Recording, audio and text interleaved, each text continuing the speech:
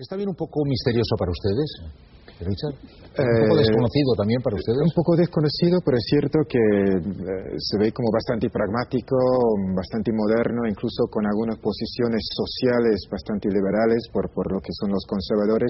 Pero para mí el punto es qué grado de control tiene sobre su propio partido.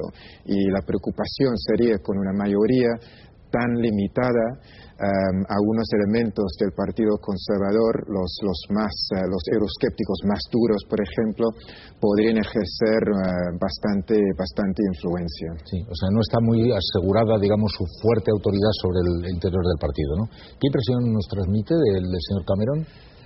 Pues yo, principalmente que es un político profesional, o sea, que ha pasado por la empresa privada, pero muy poco tiempo, ha pasado toda su vida en el partido, de consejero, ayudando, de asistente, ayudando a otros o de diputado.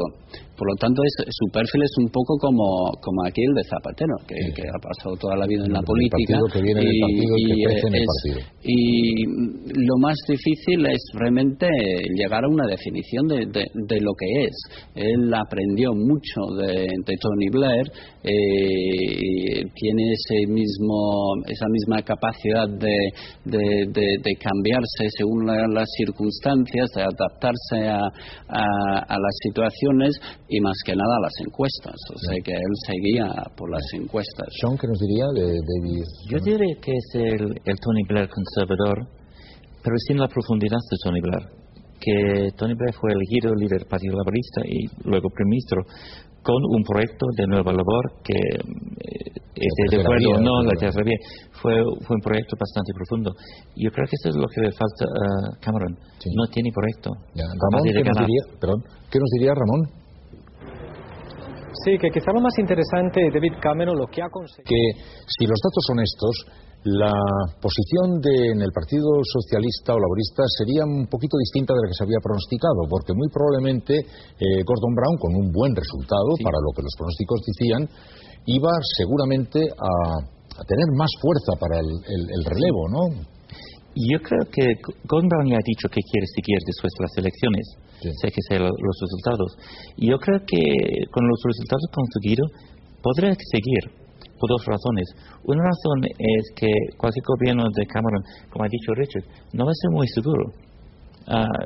Ser bastante frágil en una situación muy complicada.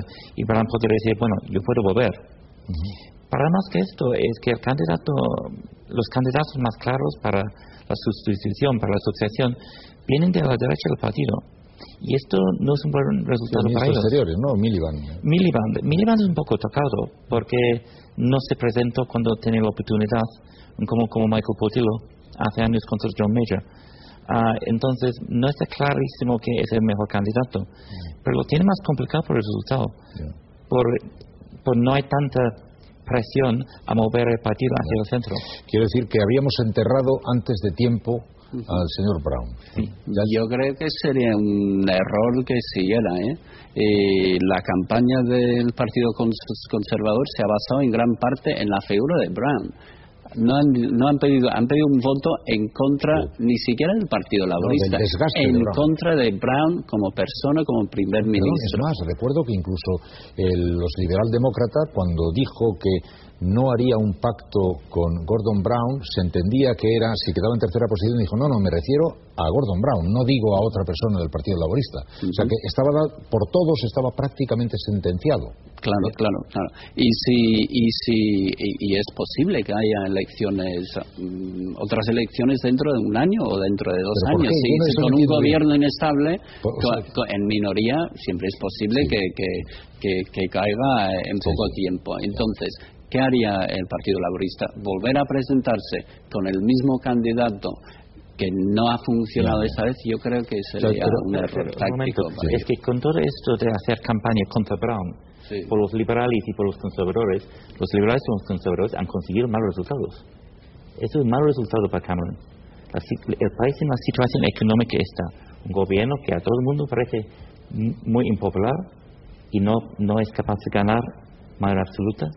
Si los sondeos son correctos, mal resultado para para Cameron y peor para Clegg. ¿Qué opina? De todos modos, estoy de acuerdo con Charles que el Partido Laborista tendría que decidir bastante rápido qué quiere hacer, y si van a cambiar el líder, yo diría mejor que lo hagan bastante rápido, porque es bastante probable que habrán nuevas elecciones adentro de 9 meses o un año, y creo que sería mejor para el partido que haya una campaña para un nuevo líder, y quizás Miliband sería la persona, y también alguien más europeísta, quizás bastante buena noticia para España. Quedamos entonces de las aportaciones de nuestros invitados con la idea de que dan por muy probable unas próximas elecciones en un año aproximadamente, y se suscita la duda en torno a la conveniencia o no de que el señor Brown pudiera continuar o debiera hacerlo. Ramón.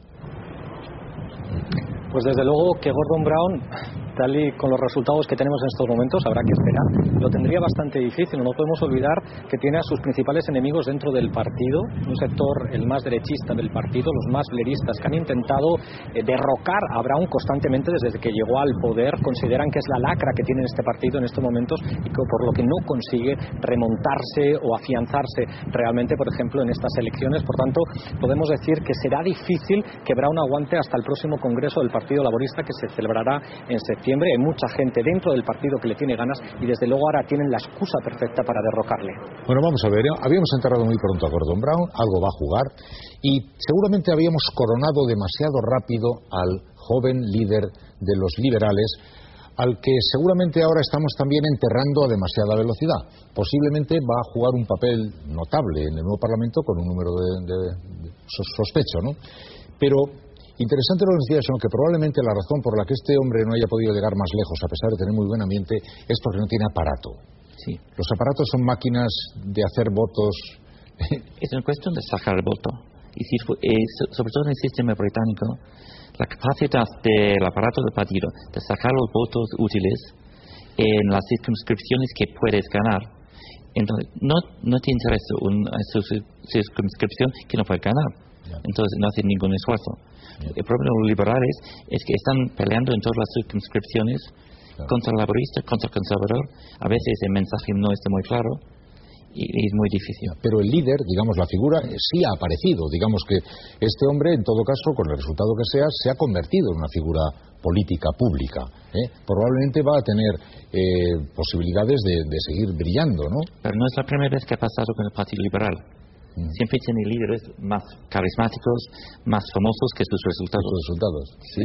Yo destacaría dos cosas. Primero, si hay un gobierno conservador, el poder de derrocar o no a ese gobierno está en manos de Nick Clegg con los nacionalistas escoceses y galeses. Sí. Y por lo tanto se queda con una parcela del poder bastante importante en este sentido. O sea que él, yo creo que tendría en sus manos realmente derrocar o no el gobierno, o por lo menos liderar un movimiento en contra de ellos. Y lo segundo, a ver cómo le trata a los periódicos y los demás, porque hasta el momento el mundo mediático ha ninguneado a los liberales. Bueno, y para concluir quisiéramos hablar del impacto en Europa de esta nueva elección. Ya ha apuntado el señor Young, que además su actividad él convierte en un observador perpetuo de las relaciones internacionales. Volvemos al tema. Con David Cameron y con los conservadores en el poder, ¿qué tipo de cosas cabe esperar en Europa? Es cierto que la relación con los conservadores para los otros países europeos va a ser más complicado, va a ser un gobierno más euroscéptico, pero yo no creo que veamos un cambio fundamental. No es como 2004 en España, que obviamente provocó un cambio fundamental en la política exterior. Yo veo más continuidad que cambio. Sí. Como decía, Reino Unido tiene que trabajar con sus socios para mejorar la situación económica. El Tratado de Lisboa ya está en vigor. David Cameron no quiere volver a abrir el tema del Tratado de Lisboa, y creo que la situación es tan complicada que no es momento de implementar una